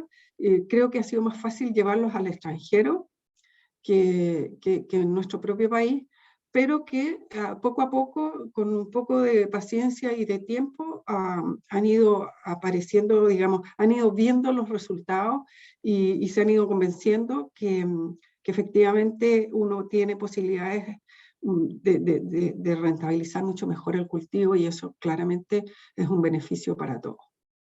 Así que yo creo que por ahí va el camino. Gracias. Yo tengo una pregunta bastante general. Bueno, yo también he estado vinculado al mejoramiento genético desde siempre, y por lo mismo lo valoro y entiendo lo potente que es desarrollar variedades adaptadas para nuestras condiciones, para la actividad frutícola en Chile. Pero también hay un aspecto que es súper potente, que es el desarrollo de conocimiento y propiedad intelectual. Porque cuando tú llevas tus variedades fuera de Chile, en realidad lo que estás llevando es propiedad intelectual desarrollada en Chile para que sea utilizada en otros países. Mi pregunta es, ¿crees que eso se ha transmitido con suficiente fuerza, y cómo se podría difundir o transmitir esa idea a la sociedad en general, ¿no? de la importancia que tiene el mejoramiento genético, no solo como desarrollador de variedades adaptadas a nuestras condiciones o que resuelven nuestros problemas, sino además como la generación de conocimiento y propiedad intelectual que se puede exportar finalmente, que es lo que están haciendo. Yo creo, Claudio, que en eso nos falta muchísimo. O sea, ha sido súper difícil. Ha sido un esfuerzo muy puntual, diría yo, en el sentido que como que los chilenos no tenemos una plataforma realmente como para promocionar esto. En algunos casos nos hemos tenido que enfrentar a decir, nosotros no le vamos a dar nuestras variedades a otro país para que sean nuestros competidores, cosas que no tienen sentido, ¿me entiendes? Porque justamente lo que estamos haciendo es al contrario, o sea, es recibir del desarrollo de otras, porque obviamente o sea, nosotros tenemos que proteger y promocionar como en una etapa 2.0 también de país a nivel agrícola. ¿Ya? Y yo creo que eso no lo tenemos como un chip en nuestra cabeza. Nos cuesta muchísimo. Yo creo que si me tienes que preguntar a mí como personalmente lo que ha significado, es un esfuerzo realmente muy fuerte y no muy justo ni muy reconocido en realidad. No quiero tampoco, sino que es una plataforma que hay que desarrollar, que uno tiene que llevar lo que ha generado y promocionarlo y distribuirlo, que es un desarrollo totalmente distinto a lo que significa crear una nueva variedad, es otra cosa. Entonces, si es otra cosa, lo tiene que hacer otra organización, que no somos nosotros. Y en realidad en este minuto ha sido un esfuerzo sobrehumano, en realidad. Sí, no, solo para complementar, siempre se habla que estamos entrando, ya estamos en la era del conocimiento, ¿no? Y lo importante que es precisamente exportar conocimiento, exportar propiedad intelectual, y uno de los pocos ejemplos que tenemos son precisamente el desarrollo de variedades, de teoría y lógica. Y hoy día en esta sesión vamos a precisamente ver dos ejemplos, tú acabas de mostrar el tuyo y la próxima presentación también puede mostrar eso, así que es súper potente y creo que hay que hacer un esfuerzo especial en posicionar el desarrollo de nuevas variedades en su justa dimensión, que incluye la de que estamos exportando conocimiento. Y eso es súper potente pensando en el desarrollo del país en mediano y largo plazo. Así es. ¿Hay alguna otra pregunta? En el chat, Marely Cuba te felicita por tu trabajo. Gracias. ¿Hay alguna otra pregunta? Bueno, Marina, darte las gracias. Has hecho un esfuerzo especial, conectada desde fuera de Chile. Entiendo que ya es mucho más temprano, así que doble esfuerzo. Y espero que estas... Yo desgraciadamente los voy a tener que dejar, así que cualquier cosa que ustedes necesiten, por supuesto, estoy a disposición y ojalá que les haya servido la experiencia. Totalmente. Muy agradecido. Muchas gracias por tu tiempo y la presentación. Bueno, siguiendo con el programa, nuestra próxima presentadora, nuestra próxima presentación, perdón, es la doctora Paola Barba. Paola es ingeniero en biotecnología de la Universidad de Chile, hizo su doctorado en Cornell, con uno de los referentes mundiales en genómica en genética y genómica de vitis. Actualmente es investigadora INEA y está a cargo del programa de mejoramiento genético de INEA biofrutales. Bueno, aparte de llevar adelante con mucho éxito este programa, que ya muestra sus primeras variedades, las cuales han tenido un éxito importante, también en paralelo lleva una serie de estudios genéticos y genómicos asociados a vitis. Paola, por favor, el escenario virtual es tuyo. Te voy a pedir si que me habilites la función de compartir pantalla, como me cambié de computador, creo que la perdí. Sí, necesito hacerte coanfitriona. Aprovechar la oportunidad, agradecer la invitación para mostrar el trabajo. Estoy súper contenta de estar aquí con ustedes y también contenta que se haga una sesión especial para el fitomejoramiento, que es tan importante no solo porque genera estos productos nuevos, sino que porque también sirve como un link entre la ciencia y la aplicación, y nos permite no solo exportar frutas, sino que también exportar genética, exportar propiedad intelectual, como explicaba Claudio. Compartir la pantalla. Me avisan si se ve bien la presentación. Creo que con unos pequeños problemas de señal. ¿Se ve bien, Claudio? Se ve perfecto. Entonces, la vid es un cultivo fascinante. Trabajar con uva es un placer, digamos. Siempre digo que trabajo con uva, la gente al tiro piensa que trabajo con vino. Tengo que decir que trabajo con uva de mesa. Y básicamente, ¿por qué traigo a colación este trabajo? Porque o este trabajo de Villikovsky del 2017, porque la uva es un ejemplo súper bonito de cómo la diversidad cultural también va formando los patrones de diversidad fenotípica y diversidad genética. En el caso de la uva, existe una marcada tendencia en los propositorios de los bancos de germoplasma, por ejemplo, a asociar el fenotipo y la componente genética de la uva de vino, como pueden ver en esta foto, con una compacidad de racimo, con unas características organolépticas totalmente atribuibles a la producción de vino que está asociado a la cultura católica, y sin embargo la uva de mesa se desarrolló en otras regiones donde no se consume vino, en el caso de la cultura musulmana, que ellos favorecieron el uso de la uva para su consumo humano, y por lo tanto se seleccionaron regiones del genoma y a la vez se seleccionaron fenotipos que están asociados al consumo. Por ejemplo, que la uva no tenga semilla, que las bayas sean grandes, que las bayas sean firmes, el tamaño del racimo, etcétera, etcétera. Toda esta diversidad genética que existe, especialmente en la uva de mesa, que es bastante amplia, ha permitido generar nuevos productos. Y si se fijan ustedes, las uvas que nosotros compramos, generalmente las compramos en los supermercados, que tiende a ser uva más de exportación, ha ido evolucionando bastante. Entonces pasamos como de esta uva de parrón que nosotros comíamos rica, pero con una semilla, con un ollejo fuerte, a uvas que hoy en día no tienen semilla, que tienen bayas sumamente grandes, que tienen una arquitectura de racimo suelta, y que tienen también no solo una componente genética importante, sino que también una componente de manejo. El generar uva de mesa para exportación es también un arte que implica bastante trabajo agronómico. Entonces el mejoramiento genético de uva está modulado por estas dos características. Esta diversidad genética nos ha permitido generar nuevas variedades, pero básicamente el mensaje global es que los programas de mejoramiento genético atienden las necesidades de la industria y de los consumidores, y estas necesidades, como les comentaba, uvas sin semilla, con bayas grandes, firmes, con un color completo, en el fondo que el racimo se vea completamente rojo, y no rojo, pero al medio amarillo, sabores balanceados, que sea rica de comer, que uno se quiera comer el racimo entero y no solamente 2 uvas, son cosas que los consumidores queremos, pero también los productores, por ejemplo, y las exportadoras, que tengan una buena cosecha, que la fruta dure bastante tiempo, que llegue a destino y que cuando se abran las cajas se vea fresca, que no tenga defectos, que en el camino no se vaya desgranando, que no se vaya manchando, que no se pardee.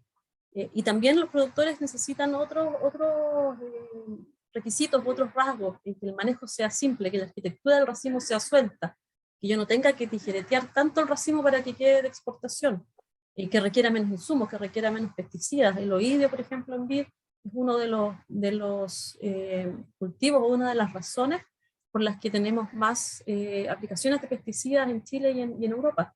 Y también, por supuesto, que sean productivas, que las hectáreas te den las cajas que se necesitan para mantener el negocio. Todas estas objetivos o necesidades de la industria las tenemos que traspasar a objetivos de mejora genética. ¿Y cómo hacemos esto? Bueno, lo básico es entender la genética de la vid. Y, por supuesto, la genética es compleja. O sea, de todos estos rasgos que yo les comentaba, hay solo 1 o 2 rasgos que son monogénicos y que son simples de mejorar, que vendría a ser lo que están acá arriba, la piremia, que es la ausencia de semilla, y el tamaño de baya. Lo que explica por qué las uvas que nosotros vemos en los supermercados tienden a ser ahora la mayoría sin semilla y con bayas grandes, porque son objetivos que son fáciles de obtener porque tienen heredabilidades altas. Y como tienen heredabilidades altas, como mostraba Marina en su presentación, se puede obtener mejora en menos ciclos. Pero la idea no es leer toda esta presentación o llegar a toda esta descripción. A medida que vamos avanzando en rasgos más complejos, empezamos a tener mayor interacción con el medio ambiente, como por ejemplo el tema del color. No es solo la genética, sino que también es cuánta carga le dejaste a la parra. Si le dejaste demasiada fruta, la fruta no va a tomar color, a pesar de que sea el mismo fenotipo. Los temas de sabor, depende del ambiente, del lugar en que están, las temperaturas en el día, en la noche, etc. Y ya cuando entras a casos como por ejemplo la post-cosecha, ya tienes cosas que son bastante más complicadas, porque tienes una genética cuantitativa y además tienes la influencia de los factores ambientales, del manejo que existe en pre-cosecha, de las medidas de producción y también el almacenamiento que tú hiciste de la fruta. Entonces es un tema complejo de obtener, y complejo de lograr todos estos objetivos al mismo tiempo. Lo que implica que en el fondo lo que nosotros hacemos es básicamente generar muchos individuos e ir seleccionando en etapas sucesivas. Estos rasgos, por supuesto hay estudios de genética, no voy a entrar en mucho detalle en eso, pero básicamente aquí les puse un poco cuáles son los QTL que existen y que conocemos en distintos rasgos, pero lo más importante sería el trabajo apirenia, que es un trabajo que el marcador molecular que se usa para apirenia se desarrolló en India, Nilo Mejía, Patricio Henriksen, socios de aquí de la Sociedad de Biología Vegetal. También hay un trabajo bastante fuerte de resistencia a enfermedades, en distintas enfermedades, porque tienden a ser en algunos casos genes de resistencia que son monogénicos y que también se usan para selección asistida. Otros rasgos como el sexo, el color de valla, que también son monogénicos, pero que no se usan tanto en selección porque el tema de la flor hermafrodita está fijo en el fondo genético domesticado, y otros QTL que son de efecto menor y que por lo tanto todavía no se usan en mejoramiento genético todavía no se usan en selección asistida por marcadores. El método de mejoramiento que nosotros utilizamos es una selección clonal, como les comentaba. Hacemos un cruzamiento entre dos parentales. La genética de la vida es muy similar a la de los humanos, es decir, alta heterocigosidad, depresión endogámica y una segregación bastante alta. O sea, tú haces una familia, haces un cruzamiento entre dos padres y lo que obtienes es una segregación de todos estos rasgos, estas condiciones que yo les comentaba, bastante grande. Por lo tanto, la tasa de selección en la primera etapa es bastante baja, como de un 0,2%. Eso quiere decir que de 1000 plantas que yo coloco en campo, lo más probable es que seleccione 2 en la primera etapa, y de esas que selecciono van bajando en la medida que o se van descartando en la medida que uno hace más análisis. Entonces lo que nosotros hacemos, el mejoramiento de uva de mesa se demora entre 15 y 20 años, un cruzamiento anual en un primer bloque, luego un bloque primario donde se colocan estos segregantes, una copia en campo de su propio pie. De estos se seleccionan los que son más interesantes, se evalúan 1 o 2 años, después se corta rápidamente, y las mejores se pasan a un bloque intermedio donde se hacen múltiples clones. Ya con múltiples clones y múltiples plantas yo puedo empezar a hacer evaluaciones de post cosecha, porque tengo suficiente fruta como para hacer guardas en frío. De este bloque intermedio, donde uno empieza a ver los defectos que tiene la fruta, empieza a descartar por problema, pasan a un bloque avanzado, que es ya con manejos agronómicos y donde se desarrollan los planes de manejo, qué aplicaciones de gibberellico le vamos a hacer, si necesitan raleo, cómo se comportan con cubierta, sin cubierta, distintos sistemas de conducción, etcétera, etcétera. El bloque avanzado más permite que los socios puedan ver la fruta, y una vez que los socios se interesan en alguna de las variedades, también empezamos a hacer pruebas con los productores y por supuesto las selecciones que tienen mayor interés hacia los productores pueden pasar a ser un nuevo cultivar o una nueva variedad registrada. Yo les voy a hablar un poquito más de la primera parte, que en el caso de nosotros parte con la selección asistida por marcadores que hacemos en invernadero. Entonces nosotros lo que estamos aplicando es este gen, este marcador, el P3, para el gen, el AGL11, que es el responsable de la pirenia, mientras las plantas circulan por invernadero, es decir, desde que o se germina o se saca por rescate de embriones hasta que pasa en campo. Entonces en un periodo de 2-3 meses nosotros evaluamos todos los segregantes para este marcador. Este es un gráfico de los genotipos. Esto fue una validación que nosotros hicimos, y pueden ver aquí los 3 genotipos posibles: homocigoto semillado, heterocigoto, homocigoto pireneo, y los rojos son los que van a presentar semilla a futuro. Entonces si yo selecciono o descarto todo el homocigoto semillado, si se fijan saco el 80% de las plantas que a futuro van a generar semillas, lo que me permite a mí en campo reducir la cantidad de plantas que tengo que llevar a campo. Luego viene la parte de la selección y evaluación de segregantes primarios, que es básicamente lo que nosotros hacemos en la Plotina, donde estamos continuamente durante enero y febrero, marzo, revisando las plantas y viendo cuáles tienen las mejores características para pasar a esta etapa de selección intermedia. Este es un gráfico de la evolución del establecimiento de cuarteles primarios. Este proyecto partió en los 80, pero fuerte, partió con la Corfo en el año 2010, y si se fijan acá, Esto ha tenido un impacto donde hemos ido creciendo con el número de plantas que se obtienen. Si se fijan en la columna en verde es el número de plantas que generamos in vitro. Luego en azul las plantas en campo. Si se fijan acá, a partir del 2017 se ve el impacto de la selección asistida, donde a pesar de que seguimos generando plantas in vitro, las plantas en campo se reducen porque las preseleccionamos. Y después en verde oscuro la fruta evaluada, que va creciendo exponencialmente año a año. Nosotros estamos evaluando alrededor de 10.000 plantas por año.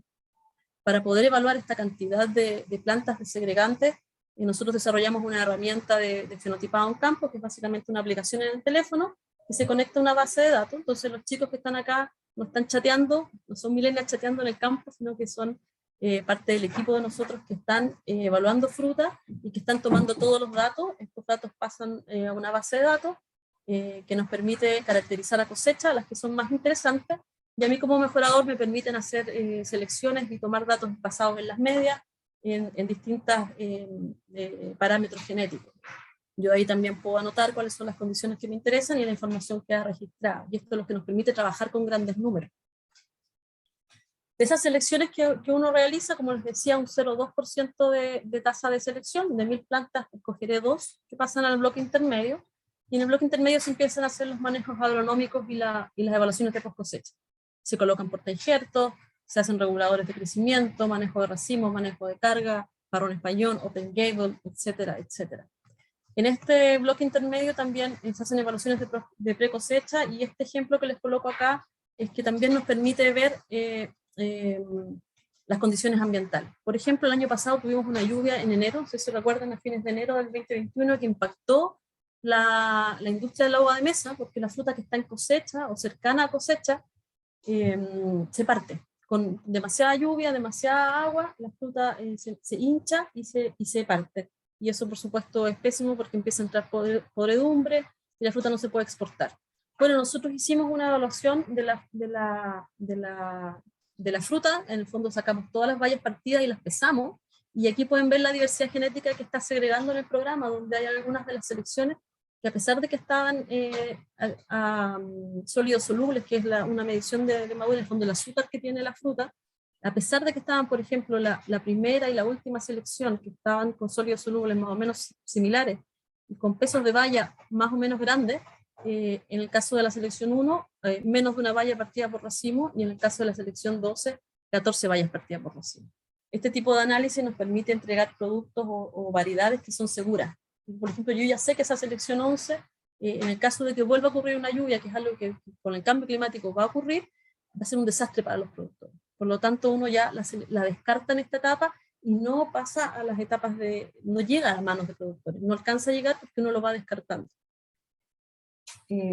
Las localidades donde ocurre el mejoramiento genético que nosotros hacemos en uva de mesa en Chile son, para estas selecciones primarias que yo les comentaba, en La Platina, y también la selección intermedia lo hacemos en La Platina, y luego las selecciones avanzadas, que viene a ser el escalamiento comercial, se realiza en distintas regiones del país, en Vicuña, Los Andes, La Platina, La Inca. Hoy día me encuentro en Vicuña porque justo estábamos con un día de campo de una de nuestras selecciones, la 3.342, y estas mismas selecciones que los productores ven y que les interesan, ellos, los productores que están asociados al programa de nosotros, pueden hacer testing agreement antes de que la variedad sea registrada, para que ellos los prueben en sus campos y vean cómo se adapta a las condiciones de trabajo de ellos.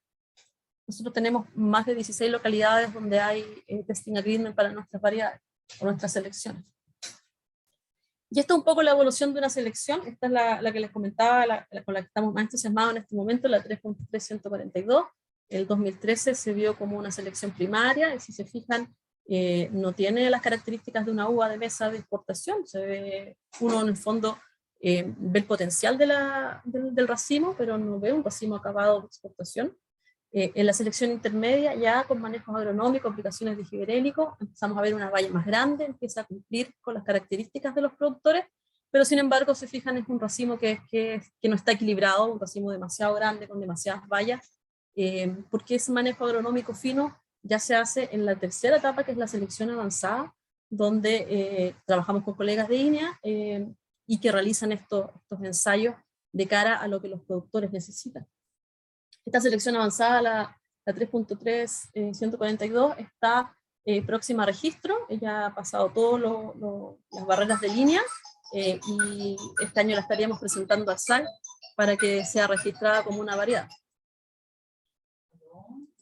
El otro producto que tenemos es la ING3, que fue una variedad que presentamos el 2020 y se registró el 2021, que es una nueva variedad sabor moscatel, fruta de exportación. Tiene una excelente cobertura de color, a diferencia de otras moscateles sin semilla. Las moscateles con semilla las conocemos, pero las moscateles sin semillas de exportación es una mejora con respecto a su parental o a su madre, que sería la moscatel rosada, por ejemplo. La ING3 es una variedad que en este momento ya está registrada y está en proceso de comercialización. Ya tiene su plan de comercialización, y se está definiendo lo que va a ser su marca comercial y la venta de plantas a productores para que la puedan exportar. Por supuesto, para nosotros el ejemplo que hemos usado ya en todas las presentaciones, que es Mailén, que es nuestra variedad que se registró en 2012, que su denominación es Inia Grape One, que ese fue el nombre de registro de la variedad, pero que ha tenido un desarrollo comercial bastante fuerte de la mano de las empresas asociadas y de las empresas que licencian nuestras variedades, donde se hizo un desarrollo de marca, que ya es no solo esta denominación de Inia G1 o Inia G2, sino que se hace una bajada donde se le da una imagen, se le da una descripción o una leyenda, que está basado en toda la información que nosotros hemos generado, estas capas de 15 años de investigación, para poder decir a los productores, mira, esta es una uva que es negra azulina. ¿Por qué lo destacamos? Porque tiene una cobertura de color bastante buena.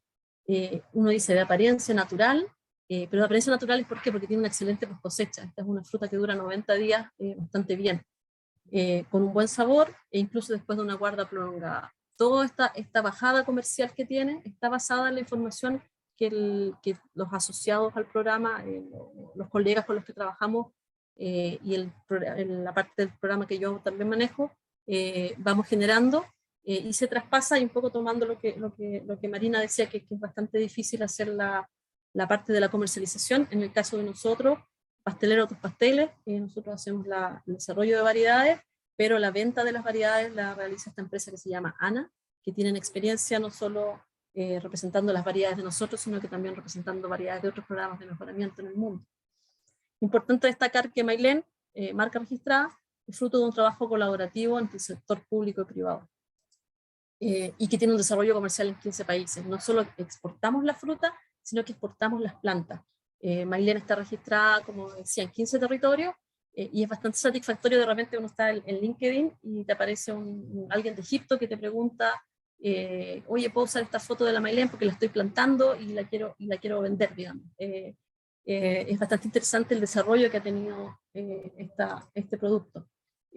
Para llegar a lugares tan lejanos como por ejemplo India, donde vemos aquí a esta persona que está revisando las plantas de vivero para revisar la calidad de Mailén, con una tasa de adopción tecnológica que ha sido bastante grande. La uva de mesa, la uva negra, no tiene una participación tan fuerte en mercado, entonces no es un boom, es un 10 a un 15% de los consumidores prefieren uva negra. Por lo tanto, las hectáreas que hay plantadas vamos a llegar a un tope de 500 hectáreas plantadas entre Chile y distintos territorios. Pero sí, Mailén nos tiene bastante orgullosas porque ha llegado, en esta gráfica les estoy mostrando las exportaciones de uva de mesa en Chile en distintas temporadas. En las columnas están las temporadas 17, 18, 19, 20 y 21, donde Mailén en la temporada pasada se situó en el número 21 de las exportaciones de uva de mesa. Por supuesto, las reinas son aún variedades tradicionales como Red Globe, Gibson y Thompson, pero sin embargo nosotros aquí estamos con esta variedad que es no de gran consumo, estamos peleando dentro de buenos porcentajes de exportación. Quizás para terminar el tiempo, como mensaje final, decirles que el programa de mejoramiento genético parte con la visión de los 80 del fundador del programa, que fue Jorge Valenzuela Barnett, que partió con los primeros trabajos. Aprendamos a hacer rescate de embriones, aprendamos a hacer inmasculación, una curiosidad científica de cómo adoptamos estas nuevas técnicas que se están haciendo afuera, para generar toda la base de conocimiento que ha permitido generar estas variedades y este desarrollo comercial. Hoy en día, el proyecto que estamos cerrando, que se cerró el mes pasado, digamos, es un proyecto que fue financiado por Corfo, donde Corfo, a través de Biofrutales, que es el beneficiario y gestor del proyecto, une las voluntades de INEA, que es el ejecutor y la entidad tecnológica y el dueño de la propiedad intelectual, junto a los asociados y los mandantes, que son viveros y productores. Esto nos ha permitido obtener los resultados que les estoy mostrando más adelante. Muy importante también, no solo visión y vinculación, sino que un trabajo multidisciplinario. El trabajo que estoy mostrando acá no es todo mío. Hay una gran cantidad de profesionales INEA que trabajan en esto, muchos de los cuales son socios de Chile de la Sociedad de Biología Vegetal, en la agronomía, viticultura, post cosecha, genética, marcadores moleculares, estudios genéticos, estudios genómicos, banco de germoplasma, etcétera, etcétera. Además de biofrutales y, por supuesto, un equipo de trabajo que permite que esta magia ocurra, y que son quienes están en el campo apoyándonos a evaluar estas 10.000 plantas, estos 10.000 racimos que tenemos que ver en 2 meses, para seleccionar cuáles son los mejores y cuáles los que van a llegar a ser una variedad en el futuro. Bueno, eso es lo que yo les quería presentar. Espero que haya estado buena la conexión para que nos hayamos escuchado. Si tienen alguna pregunta o duda, queda abierto el micrófono para que conversemos. Gracias, Paola, por tu presentación súper potente, súper interesante. No sé si hay preguntas, me imagino que sí. Las pueden dejar en el chat o directamente. Pueden abrir su micrófono y preguntarle a Paola si tienen alguna pregunta. Mientras el público se anima, quería ver si puedes profundizar en los esfuerzos que están haciendo en fenotipificación automatizada o masiva. Porque claramente uno de los desafíos en un programa de mejoramiento genético está precisamente en evaluar fenotípicamente de la mejor manera un número enorme de plantas. Entonces, cómo capturar esa información, cómo almacenarla, cómo analizarla, y a partir de eso tomar decisiones. Generalmente, al menos yo quizás por un sesgo propio, nos concentramos mucho en asistir al programa desde el lado de la biotecnología, ¿no? Selección asistida, edición y otras cosas que son súper potentes, necesarias e interesantes, pero también el tema de la fenotipificación es súper importante. Entonces, no sé si puedes profundizar en eso, en lo que están haciendo ustedes, que es bien interesante, y cómo crees que se viene ese tema en el futuro cercano. Mira, nosotros tenemos, digamos, 2 líneas de este trabajo de fenotipado. Una parte es lo que está en campo, que más que nada desarrollo de base de datos, en el fondo, la oportunidad de tener la información disponible en el momento. Partimos con planillas, hojas que imprimíamos de Excel y que íbamos tomando, y se iban tomando los datos, pero que sin embargo todos sabemos esos datos después hay que pasarlos, hay que escribirlos, tipearlos, y claro, cuando yo tengo la información, ya se me fue la fruta en campo, ya se cosechó, ya se botó. Entonces, una cosa muy importante es poder tener los datos, y de repente no necesitamos tener inteligencia artificial, sino que poder tener sentido común, de tener la información en el momento para tomar las decisiones importantes. Lo primero es eso, el acceso a la información a las bases de datos. Lo segundo que hemos desarrollado es cómo tomamos los datos de forma rápida, y desarrollamos algunas herramientas del laboratorio que no las mostré en este momento por una cosa de tiempo, pero básicamente hay mucho desarrollo en términos de evaluación de imágenes.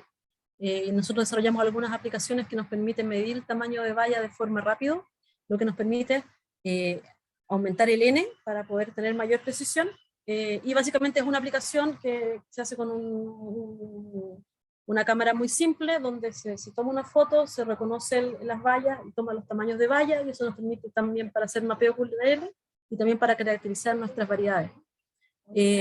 Respecto al tema de fenotipado de alto rendimiento, lo que puede ser imágenes satelitales, en el caso del programa de mejoramiento es un poco complejo porque tú tienes que llegar a un nivel de resolución de 1 metro.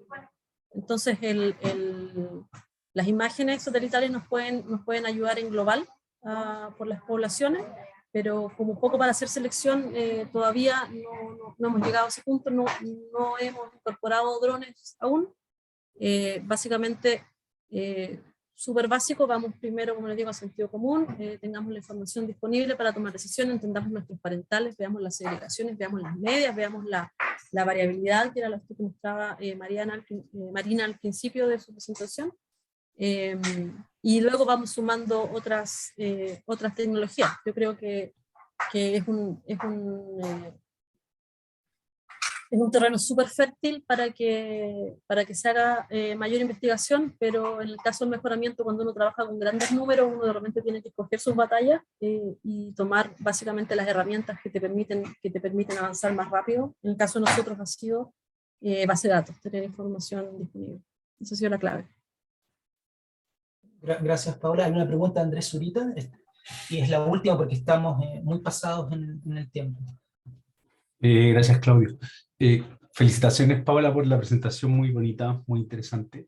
Yo quería preguntarte cómo en un esquema de mejoramiento que ya está predefinido, tú puedes ir incorporando algunas variables, digamos que ahora están tan apremiantes y no están presionando, como por ejemplo los efectos del cambio climático, la tolerancia a factores de estrés ambiental en un programa del que tú nos has hablado. Gracias.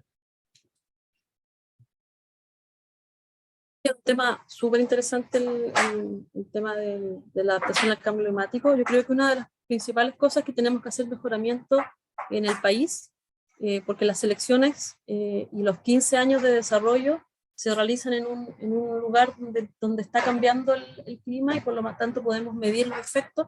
Este ejemplo que les daba de la lluvia, que nos permite hacer selecciones.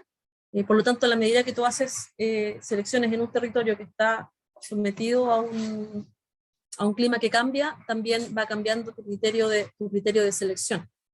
En vides, sobre todo en uva de mesa, que se busca calidad, generalmente el tema de la adaptación al medio ambiente se realiza con manejos agronómicos, es decir, se le va a colocar falta agua, se le va a colocar más riego a las plantas. Sabemos que no es sustentable, pero es básicamente la forma en que la industria en este momento está adaptando el tema. Tenemos que buscar variedades que se adapten de mejor forma, y por lo tanto para nosotros es importante también las unidades de evaluación que tenemos acá en Vicuña, porque nos permite tener climas que son más adversos y que en el fondo las plantas van respondiendo a este cambio. Esperamos que la zona central va a ser un poco como es el clima acá en el futuro, y por lo tanto este es nuestro laboratorio, nuestro semillero de evaluación con respecto a ese cambio. Muchas gracias, Andrés, por la pregunta, y Paola, otra vez darte las gracias. Gran presentación, súper potente, interesante, y también conectada desde Vicuña, así que doble esfuerzo. Muchas gracias.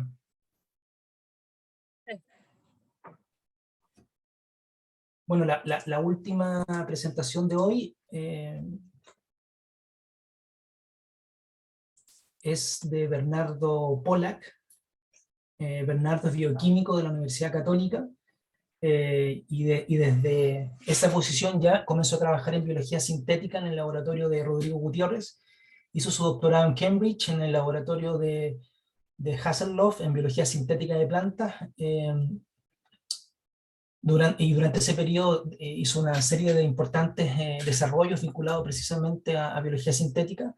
También hizo un postdoctorado en el laboratorio de Craig Venter en California.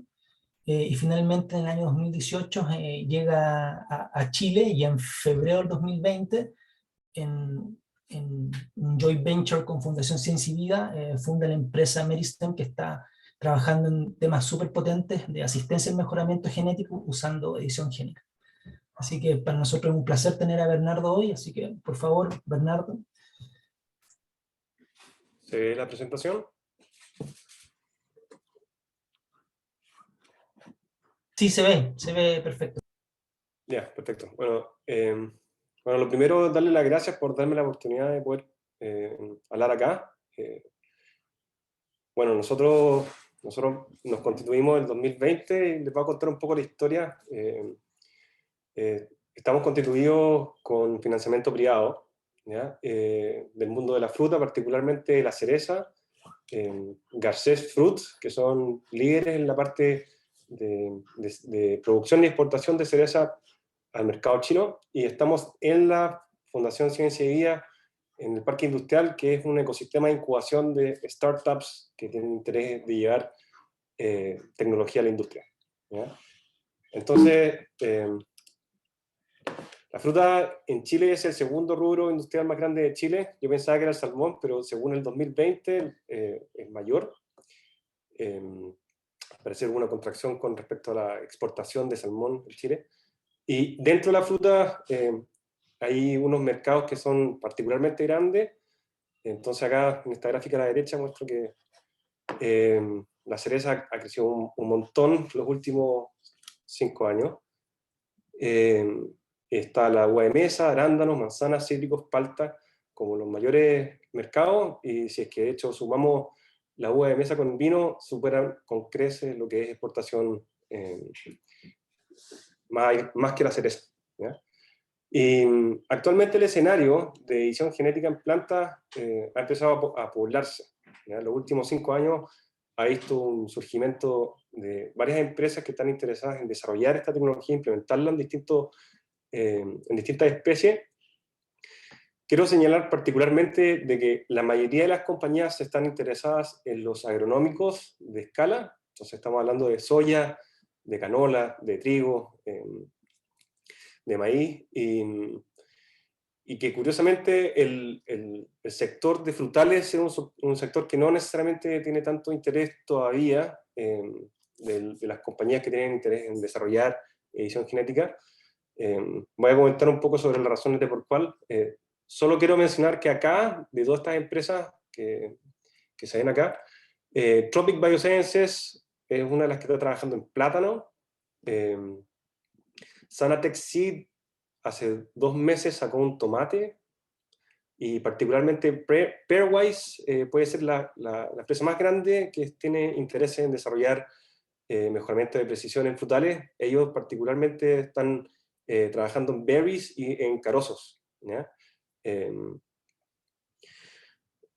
Además, el escenario también ha empezado a especializarse, entonces ahora han aparecido un par de compañías que están solamente desarrollando lo que se le llama la Gene Discovery, entonces solamente como la plataforma de inteligencia para poder hacer el diseño de los targets o de los traits a buscar. Acá yo no lo sabía, pero en Argentina hay una empresa que se llama BioGeuris, que de hecho ellos están trabajando en herbicidas y también en agronómicos, pero yo los desconocía y me desaviné la semana pasada que ellos de hecho están bien avanzados y tienen un modelo bien interesante que lo menciono en un segundo. Entonces, ¿quiénes somos nosotros? Bueno, nosotros nos fundamos en 2020, arriba están los fundadores y los cofundadores. Hernán Garcés particularmente, el inversionista que apostó por este proyecto, Juan Pablo Sofoli, que es académico, especialista en genética de carozos en post cosecha, y Pablo Valenzuela, que en el fondo es una figura súper importante en el mundo de la biotecnología. Acá se ve el equipo completo, tenemos 4 áreas más una quinta área de diagnóstico molecular. Las 4 áreas corresponden a plantas y protoplastos, biología molecular y bioinformática, y contamos con una gran presencia de gente que tiene doctorado y postdoctorado. De hecho, creo que somos 8 en total. Y el equipo actualmente somos 23 personas y tenemos interés en seguir creciendo porque creemos que hay una tremenda oportunidad, particularmente en Chile, de poder desarrollar estas tecnologías en frutales, ¿ya? Entonces, les voy a contar un poco de lo que estamos interesados y haciendo actualmente. Estamos trabajando en 3 especies principalmente, en cerezo, en cítricos y en vitivinífera. En cerezo porque actualmente la industria es una industria pujante, en crecimiento, hay mucho interés, ha crecido de una manera exponencial los últimos 10 años. Sin embargo, hemos aprendido, y también esto también por un poco de falta de experiencia, yo vengo más del lado molecular y de la ingeniería que es del cultivo in vitro, de que esta es una especie muy recalcitrante, y que existe una gran falta de protocolos, particularmente para las variedades elite. En el caso de cítricos hay más protocolos disponibles, sin embargo sufre una larga juvenilidad, se demora como 4 años desde planta a producción en campo. Sin embargo, en cítricos es una familia muy promiscua que tiene consecuencias del tipo genómico que los menciono en un rato. Finalmente, la industria vitivinícola, que es una industria también muy grande acá en Chile, hay mucho interés, hay grandes jugadores que también tienen interés en desarrollar esta tecnología. Ahora en vid particularmente hay mayor cantidad de protocolos y la genética está mejor caracterizada. Nosotros vemos el paradigma de mejoramiento de precisión como una plataforma, y esa es la idea. Queremos tratar de desarrollar una plataforma que sea transversal, que sea independiente de especie y cultivar. La plataforma parte en un cultivar elite de campo, de planteles madres, que es introducido a cultivo in vitro, se secuencia, ya que muchas veces no se cuentan con secuencias genómicas para los cultivares elite, y también, sin más allá, con buenos mapas genéticos de ciertas especies frutales. Se desarrollan los protocolos de cultivo in vitro con el fin de poder generar material que sea transformable. Con las secuencias genómicas se es capaz de detectar y mapear genes de interés para diseñar las herramientas de edición genética que son transformadas, y después de un proceso de selección y regeneración es factible poder validar la presencia de la edición y sacarlo a ex vitro, ¿ya? Entonces ese es el arquetipo de la plataforma que estamos pensando, y en particular les voy a contar un par de los resultados que hemos obtenido en el último año y medio. Entonces esto es cerezo. Hemos trabajado tanto en variedades de cerezo como portainjertos de cerezo. Nos hemos dado cuenta de que en ambos tienen una implicancia súper importante en el producto final. Entonces, una vez que hemos sido capaces de poder hacer introducción in vitro, ya sea el fondo del material de campo, desarrollamos los protocolos para poder generar preparaciones de protoplastos, aislar protoplastos. Elegimos trabajar con protoplastos porque tienen un par de ventajas que son súper relevantes al respecto de poder determinar que la edición haya ocurrido solamente en una célula y no haya quimerismo y problemas de esa índole. Estas preparaciones nosotros las validamos, analizamos viabilidad y mortalidad con distintas tinciones, y pasamos a implementar protocolos de transformación. Acá nosotros ocupamos bastante en el fondo microscopía de fluorescencia. Tenemos mucha expertise en lo que es como biología molecular, y para poder facilitar el readout experimental. Actualmente estos son datos de cerezo de portainjerto. Nuestra eficiencia de transformación está en un rango entre el 20 y el 40%, en especies modelo es bastante más alto. Sin embargo, nosotros no estamos trabajando en especies modelo, y quiero como mencionar que eso es súper determinante con respecto a la capacidad de tener éxito, ¿ya? Esto también lo hemos realizado en cultivos de callo. En este caso estamos hablando de cultivos de callo de cítrico, ¿ya? El protocolo es muy similar, hacemos preparaciones de protoplasto, validamos viabilidad y después pasamos a intentar realizar transformación de protoplasto. Callo en progénico particularmente es un material que es mucho más regenerativo y propositivo desde ese sentido, porque creemos que ahí hay un cuello de botella. Esto es un experimento de la semana pasada, no tiene mucha eficiencia, pero el proceso de optimización es un proceso que dura, es mucho más corto desde el momento en que uno es capaz de validar que es factible, por ejemplo, transformar, ¿ya? Y lo siguiente, paralelamente, de hecho, se intentan los protocolos de regeneración de este protoplasto. Entonces acá nosotros también realizamos hartos experimentos simplemente para ver una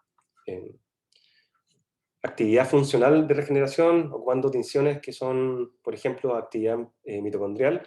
En este caso, estos son protoplastos de portainjerto, que en el fondo son las primeras divisiones, y que después los pasamos a distintos medios de cultivo. Como les mencionaba anteriormente, como no estamos trabajando en especies modelo, normalmente estamos trabajando con variedades o con portainjertos que no necesariamente son los que están publicados en los protocolos. hay un gran esfuerzo en desarrollar los medios de cultivo para incentivar de que ocurran estos procesos, que en este caso, por ejemplo, estoy mostrando 2 portainjertos con los cuales desde la preparación de protoplastos puedo llegar a estos aglomerados celulares y pasar después a un estadio de microcallo y de minicallo, que es un estadio mucho más factible de poder empezar a hacer la inducción hacia embriogénesis o organogénesis, incentivar e inducir los programas morfogenéticos que son necesarios para llegar desde este punto después a obtener plantas, ¿ya? Estamos trabajando con especies frutales y esto toma tiempo. Eso ha sido uno de los grandes desafíos que constantemente estamos tratando en el fondo de identificar cómo poder avanzar en todos los frentes de manera más rápida. Entonces, en este caso también, como les mencionaba anteriormente, buscamos correspondencia entre algunos experimentos que no necesariamente parten en protoplastos, pero es un tejido que tiene similitudes. Entonces, en este caso, realizamos protocolos de embriogénesis somática desde callo fiable, y acá le estamos mostrando resultados después de 2 o 3 semanas de inducir embriogénesis somática en un callo de cítrico, en el cual empiezan a aparecer los embriones globulares y de otra morfología, que en el fondo son los primeros estadios para poder en el fondo obtener plántulas, ¿ya? Nosotros estamos particularmente interesados en ocupar editores de base. Para quienes no están al día con la literatura de la edición genética, los editores de base son una clase particular de edición genética. Es una fusión entre una proteína Cas y un dominio de aminasa, desarrollado por David Liu en Harvard en el 2016, es relativamente nuevo. Y la gracia que tienen los editores de base es que permiten hacer ediciones de nucleótido simple. Entonces, estas no son nucleasas, son nicasas, que lo que hacen es que son capaces de modificar una citosina o una adenina en una ventana específica, quitándole un grupo amino que cuando es leído por la DNA polimerasa es reparado como timina en el caso de citosina o de guanina en el caso de adenina, ¿ya? Y estamos interesados en ocupar editores de base porque los editores de base tienen la particularidad de que con ediciones de nucleótido simple uno puede hacer ediciones de cambio aminoácido, son mucho más precisas, tienen mucho más restricciones para poder identificar particularmente qué editor de base es capaz de realizar esa modificación. Entonces permite una precisión mucho mayor con respecto al tipo de modificaciones que uno pretende hacer, ¿ya? En biología molecular, el equipo de biología molecular tiene la misión de desarrollar el toolbox molecular para poder trabajar en estas plantas no modelo.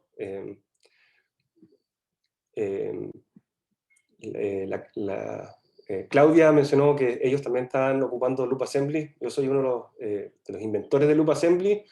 Loop Assembly es uno de los motores que están dentro de nuestro equipo de biología molecular, que realmente nos ha facilitado la vida en varios sentidos.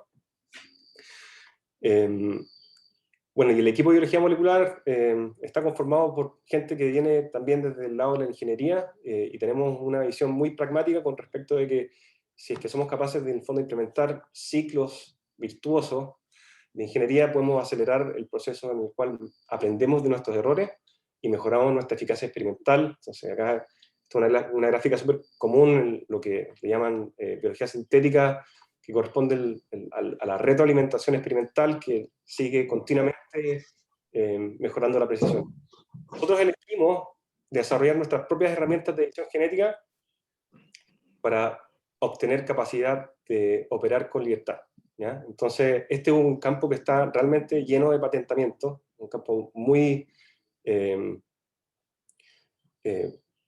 protegido, particularmente la familia de las Cas9, y eso es un gran desafío para nosotros, porque si es que no tenemos certeza de que podemos ocupar estas tecnologías en el futuro, pone en riesgo todo lo que es el prospecto de poder contribuir a esta área, ¿ya? Entonces, nuestro trabajo ya dio frutos y tenemos una patente provisional en curso en Estados Unidos, que en el fondo protege parte del trabajo que hemos hecho para desarrollar nuestras propias repertorio de herramientas de edición genética. Estamos, de hecho, muy contentos por esa razón. En el área de bioinformática, esta es un área muy desafiante, lo comentaron también anteriormente, que tiene que ver con cómo poder identificar qué rasgos y cómo generar las ediciones de esos rasgos con cierto nivel de precisión. Más que precisión en sí, en el fondo es que los cambios entendidos generen fenotipos que también son entendidos y no generen fenotipos que sean poco predecibles, ¿ya? Entonces, nosotros lo estamos planteando como una plataforma de diseño de rasgos. Hoy en día también tiene otros nombres, hay gente que le llama al fondo el Gene Discovery, pero en nuestro caso nosotros, como contamos también con esta parte de generación de edición genética por editores de base, necesitamos también el módulo que nos permite poder distinguir particularmente qué tipo de editor con su guía pueden hacer esa modificación de interés. Ahora, nuestra idea es ojalá poder preguntar por el carácter al sistema y que el sistema nos escupa la elección del editor y del RNA guía. Acá hice un resumen en general de las tecnologías que nosotros creemos que van dentro de esta caja negra. Y acá hay una necesidad muy importante de tener buenas herramientas ómicas. No hay mucha abundancia de data como en otras especies. Y tampoco hay mucha literatura disponible en el fondo en especies que no son especies modelo. Pero sin embargo, creemos que hay hartas perspectivas. ¿Sí? Estamos cerca del tiempo, si puedes ir cerrando, y el problema que tenemos en la presentación, la sesión que viene. Ya, voy a cerrar. Solamente una mención, que hay que tener mucho cuidado con todos los efectos que son pleiotrópicos, la epistasis y la presencia de redundancia en estos genomas, ¿ya? Entonces, ¿qué editar? En el corto plazo, creemos que hay rasgos que son conocidos, especie cultivar dependiente, que puede ser de alto potencial comercial, que tenemos idea de parte de los productores y los exportadores que tienen interés. Algunos tienen que ver, como en el caso de los cerezo, la autocompatibilidad, o la resistencia a patógenos, o rasgos de post cosecha. En el largo plazo hay rasgos que son multigénicos, caracteres complejos, como la eficiencia del uso del agua o la resistencia a sequía. Esos mercados creemos que hay que desarrollarlos, tienen que ver más con el consumidor y la acepción del consumidor con las prácticas sustentables de producción. Nuestro modelo también estamos pensando que existen modelos de co-desarrollo, y nuevamente hay riesgos que tienen que ver con los plazos de juvenibilidad largos en frutales.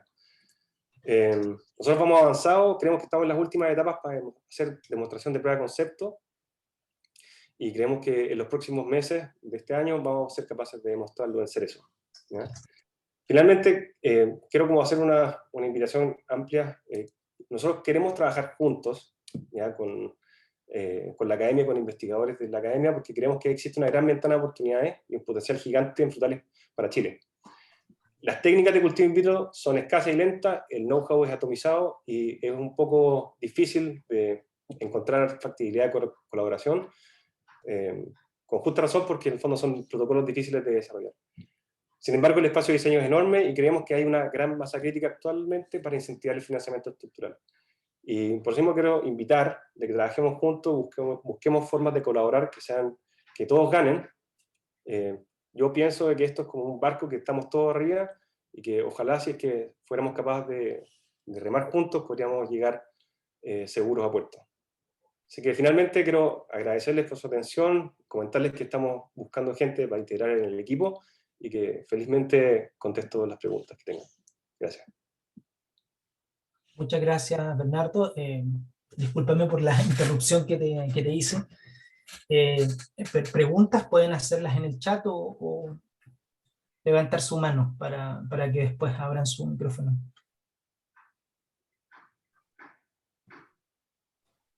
Yo voy a comenzar. Hola. Por favor. Felicitaciones, Bernardo, por la linda historia, el lindo trabajo que están haciendo, desarrollando acá en nuestro país. Súper contenta. Quería ahondar un poquito justamente lo que comentaste con respecto a las patentes, a la licencia, por el hecho de usar este loop assembly, que son de uso para todos, masivo. Entonces, si nos puedes explicar entonces qué es lo que sí pueden patentar, qué no, eso un poco. Bueno, Loop Assembly es un sistema de ensamblaje de ADN que yo he desarrollado durante mi doctorado, que es libre, no está bajo patente, y que es de libre acceso, y que en el fondo es propagado por el OpenMTA, entonces de hecho ni siquiera hay que firmar MTA que son restrictivos, ¿ya? Eso está en el dominio público, y eso fue una decisión particular nuestra, del equipo, cuando desarrollamos el sistema. Lo que nosotros estamos patentando actualmente tiene que ver con las herramientas que hemos creado para poder hacer edición genética, ¿ya? Y eso nosotros creemos que tiene una necesidad para garantizar de que podemos trabajar con libertad en el futuro. Súper, muchas gracias. Pero me quedo todavía la duda. El hecho cuando uno usa Loop Assembly y si generas nuevos vectores, entonces igual tú puedes patentar esos nuevos vectores. Esa es como la duda específica. ¿Sí? No, Loop Assembly no busca propiedad intelectual de ningún tipo. Ustedes son dueños de lo que hagan. Súper, muchas gracias. Felicitaciones nuevamente. Hoy quiero dar las gracias a Bernardo por su presentación. Muy potente trabajo. Esta mirada que está entregando desde